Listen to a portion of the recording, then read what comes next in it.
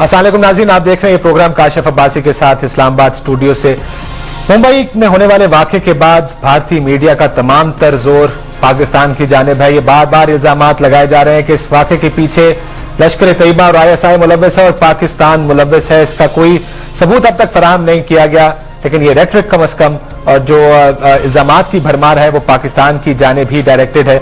आज जो स्टोरी सामने हमारे आई, थोड़ी सी तफसीलात इसलिए भी आपको बता रहे हैं कि जब ये इस तरह का कोई वाकया होता है तो उससे सबसे पहले पाकिस्तान पर अगर इल्जाम लगना था तो किसी किस्म का कोई प्रूफ, कोई सबूत पाकिस्तान को फराहम किए जाने चाहिए थे। लेकिन आज की जो स्टोरी है कि टाइम्स ऑफ इंडिया की स्टोरी है, 10 दहशतगर्द हिंदुस्तान में दाखिल हुए। वाकई से 1 घंटा पहले ये मुंबई में दाखिल हुए, जिनमें से 9 मर गए, 1 को जिंदा पकड़ लिया गया। इन्होंने कहा कि कश्ती को इन्होंने हाईजैक किया पानी के बीच में। 4 हिंदुस्तानी इसमें मौजूद थे, 3 को मौके पर कत्ल कर दिया गया, चौथे को 3 नॉटिकल माइल पहले मार के पानी में फेंक दिया गया। ये लोग जब मुंबई पहुंचे टैक्सियों में बैठे अपने अपने टारगेट्स पर गए और उसके बाद उन्हें पूरे शहर को हॉस्टेज कर लिया। यह भी कहा गया कि गूगल मैप के जरिए, गूगल अर्थ का जो मैप है उसके जरिए इनको ये तमाम इंफॉर्मेशन मिली। जबकि हम ये भी जानते हैं कि जिस वक्त ये तमाम वाकया चल रहा था तो उनकी जो फौज के सरबराह वहां मौजूद थे, उन्होंने कहा कि ये लोग होटल के अंदर के बारे में हमसे बहुत ज्यादा जानते हैं। गूगल मैप के जरिए किस हद तक इंफॉर्मेशन उनके पास मौजूद थी ये हम नहीं जानते। बहरहाल 3 घंटे बाद ही पाकिस्तान पर पहला इल्जाम आयद कर दिया गया। लश्कर तैयबा का जिक्र शुरू हो गया, ISI का जिक्र शुरू हो गया। बाद में वजीर आजम मनमोहन सिंह ने जब अपनी कौम से खिताब किया तो उन्होंने कहा कि इसके जो ताने बाने हैं वो जो हमसाया ममालिक हैं उनसे मिलते हैं। फिर उनके वजीर खारजा ने पाकिस्तान पर इल्जाम लगाया कि पाकिस्तान की जानिब से किया गया। लश्कर तैयबा का भी कहा गया बात मुख्तलिफ जगहों पे, लेकिन भारतीय चैनल जो है या भारतीय मीडिया इस वक्त तमाम रुख उनकी तोपों के पाकिस्तान की तरफ है कि पाकिस्तान इस तमाम वाक़े के पीछे है।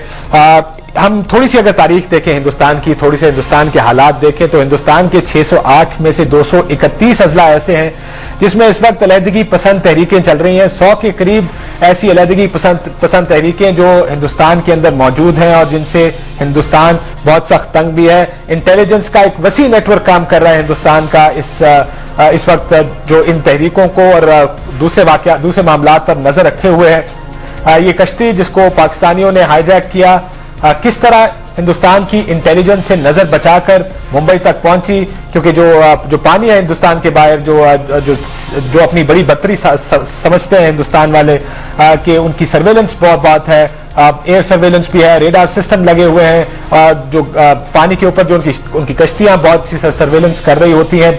अगर पाकिस्तानी माहीगीर गलती से चंद फुट अंदर अगर हिंदुस्तान के चला जाए तो उसको पकड़ लिया जाता है। ये समझ नहीं आई कि ये लोग कश्तियां लेकर, जो 10 लोग थे, वहां तक कैसे पहुंचे, उसमें असला इतना ज्यादा किस तरह लेकर पहुंचे, उस असले को कश्तियों से निकाला कैसे, टैक्सियों में बैठ के जैसे कहा गया ये लोग वहां तक पहुंचे होटलों में और वहां पर उन्होंने फायरिंग का सिलसिला शुरू कर दिया। बहुत से सवालात इसके बाद जन्म लेते हैं जिनका जवाब शायद हिंदुस्तान ही बेहतर दे सकता है कि ये काम किस तरह किया गया।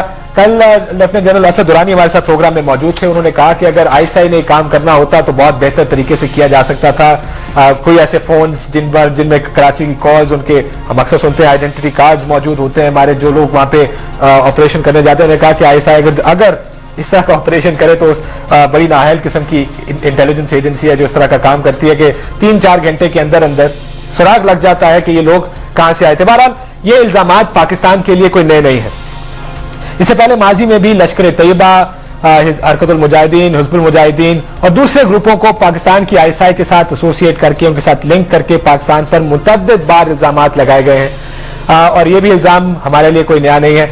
कुछ थोड़ी सी नजर आज के प्रोग्राम में नाज़रीन हम डालने की कोशिश करेंगे माजी के चंद वाकयात पर, जिसमें इसी किस्म की इल्जाम तराशियां भारतीय मीडिया और भारतीय हुकूमत की जानिब से पाकिस्तान पर की गई। लेकिन उसके बाद ऐसे सवालिया निशान उनके अपने मुल्क में अब तक मौजूद हैं जिनका जवाब लोग हिंदुस्तान के अंदर ढूंढ रहे हैं, लेकिन उसका जवाब किसी के पास नहीं है। पहला वाकया जिस पर हम नजर डालेंगे 13 दिसंबर 2001, और ये पहला वाकया हमारे लिए इसलिए भी है क्योंकि वो अहम तरीन वाकया था जिसके बाद सूरत हाल इस हद तक कशीदा हो गई कि 10 लाख फौज बॉर्डर के दोनों अतराफ मौजूद थी और ये 10 लाख फौज एक दूसरे की आंखों में आंखें डाले जंग शुरू होने का इंतजार कर रही थी। एक क्रिटिकल सिचुएशन उस टाइम पैदा हो गई जब 13 दिसंबर 2001 को 4 मिलिटेंट्स कहा जाता है 5, लेकिन 4 के मरने की इत्तला हमारे उस वक्त दी गई।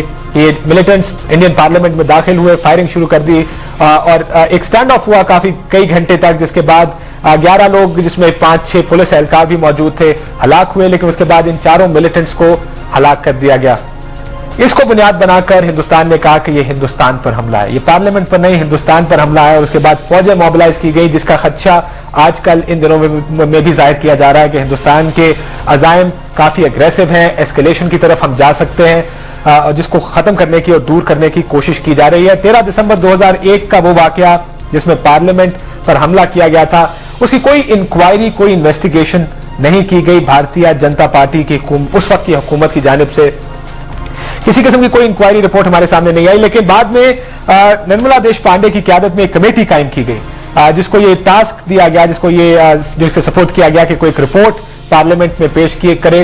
उन्होंने अपनी फाइंडिंग, सुप्रीम कोर्ट का फैसला इस वाक़े पर आने के बाद उन्होंने अपनी एक रिपोर्ट पेश की, और वो रिपोर्ट बड़ी दिलचस्प इसलिए भी है कि ये सवाल जिनका हम जिक्र कर रहे हैं वो तमाम तर सवाल उस रिपोर्ट में मौजूद थे। राज्यसभा की मेंबर यानी अपर हाउस की मेंबर थी निर्मला देश पांडे, कांग्रेस पार्टी से उनका ताल्लुक था। उनकी सरबराही में committee for inquiry of parliament attack of December 13 ये कमेटी एक कायम की गई थी, जिसे कहा गया, जिसको ये टास्क दिया गया कि वो अपनी रिपोर्ट दे। 15 अगस्त 2005 को ये रिपोर्ट उनकी जानिब से 2 सफ़ों की रिपोर्ट थी, जिसमें उन्होंने सुप्रीम कोर्ट के फैसला आने के बाद ये 2 सफ़ों की रिपोर्ट लिखी, उसमें जिसमें मुख्तलिफ नुकात बयानात किए गए हैं। We would want to take you through these, ये इंटरनेट पे मौजूद है, अगर आप पढ़ना चाहें तो निर्मला देश पांडे का सिग्नेचर नीचे मौजूद है, उनका नाम से ये रिपोर्ट मुख्तलिफ जगह मौजूद है। इसमें चंद नुकात हम अगर देखना शुरू करें, हमारे पास स्क्रीन पर मौजूद है, जो हम आपको भी बताते हैं कि उन्होंने इस रिपोर्ट में क्या फाइंडिंग्स दी हैं। उन्होंने कहा कि इंडियन पार्लियामेंट पर हमला करने वाले दहशतगर्दों की शनाख्त का वाहिद सबूत अफजल गुरु का मुबैना इकबालिया बयान है। स्पेशल सेल, जो कि पुलिस का सेल है, ने इस केस में अफशा, शौकत, गिलानी और अफजल गुरु को गिरफ्तार किया था, और कमाल महारत से ये तमाम केस चंद ही दिनों में हल कर लिया गया। और इसमें अफजल गुरु और शौकत का इकबालिया बयान डीसीपी के सामने लिया गया, डिप्टी कमिश्नर ऑफ पुलिस के सामने, जो कि सिर्फ पोटा कवानीन के तहत ये माना जाता है। इसके अलावा ये कोई भी गवाही, कोई भी इकबालिया बयान पुलिस के सामने अगर आप दें तो वो माना नहीं जाता। उन्होंने कहा कि चंद दिनों के अंदर अंदर स्पेशल सेल ने ये इकबालिया बयान लेकर अफजल गुरु का ये मसला हल कर लिया। उसके बाद वो आगे लिखती है कि सुप्रीम कोर्ट ने गिलानी, अफशा और शौकत को बरी कर दिया, जिसकी वजह से पुलिस की बयान करदा कहानी पर बहुत से सवालिया निशान उभर कर आए हैं। वो कहते हैं कि जिस कमाल तरीके से फेथफुल का लफ्ज इस्तेमाल किया, पहले उन्होंने इकबालिया बयान को अलेजेड यानी मुबैना बयान करार दिया। उन्होंने कहा कि इकबालिया बयान शायद उसको मानती नहीं। इस केस में उन्होंने कहा कि कमाल तरीके से फेथफुल मीडिया ने, जो इंडियन मीडिया था, पुलिस की तमाम तर स्टोरी को एज इट इज रिपोर्ट करना शुरू कर दिया। कोर्ट ने शौकत जो वन ऑफ द अक्यूज, जिन पर इल्जाम था, उसको उस केस में सजा नहीं सुनाई जो केस उन पर लगाया गया था दहशतगर्दी और मिलिटेंट ऑर्गेनाइजेशंस के साथ उनके ताल्लुक का, बल्कि हकायक छुपाने का इल्जाम उन पर लगाया और उस पर उसको सजा दी गई। सिर्फ अफजल गुरु को सजाए मौत दी गई, बाकी तीनों को उस केस में बरी कर दिया गया। आगे कहते हैं कि सुप्रीम कोर्ट ने 4 में से 3 अफराद को बरी कर दिया, क्योंकि जिस तरह से और जिन हालात में उनका इकबालिया बयान लिया गया था वो काबिल एतमाद नहीं है। ये सुप्रीम कोर्ट ने इस केस में कहा कि जिस तरीके से ये इकबालिया बयानात लिए गए थे, तशद्दुद करके, फोर्ज डॉक्यूमेंट्स के जरिए, इस पर एतमाद नहीं किया जा सकता। उन्होंने कहा इन इकबालिया बयानात को बुनियाद बनाकर हुकूमत ने अपनी पूरी फौज बॉर्डर पर खड़ी कर दी, जिसके बाद पाकिस्तान के साथ जंग का खतरा पैदा हो गया और इसके नतीजे में एटमी जंग भी हो सकती थी। इस सूरत हाल को एनडीए की हुकूमत ने सियासी मकासद के लिए इस्तेमाल किया और पाकिस्तान के खिलाफ एहसासात उभारे गए और भारत के अंदर भी कम्युनल फीलिंग्स को उभार दिया गया, और यह सब पार्लियामेंट पर हुए हमले का फायदा उठाते हुए किया गया। यानी ये तमाम मामला उन्होंने कहा कि इसका फायदा उठाया बीजेपी की उस हुकूमत ने, एनडीए की उस हुकूमत ने, और उसके बाद पाकिस्तान के खिलाफ एहसासात को उभारा गया और कम्युनल फीलिंग्स जो पाकिस्तान और हिंदुस्तान, मुसलमानों और हिंदुओं के दरमियान जो कम्युनल फीलिंग्स थी उसको भी उभार दिया गया। ये right wing Bharatiya Janata party की जानिब से ये सब किया गया इस वाक़े के बाद। आगे कहती है पार्लियामेंट पर किए गए हमले में मुलव्वस अफराद की शनाख्त करने की कोई कोशिश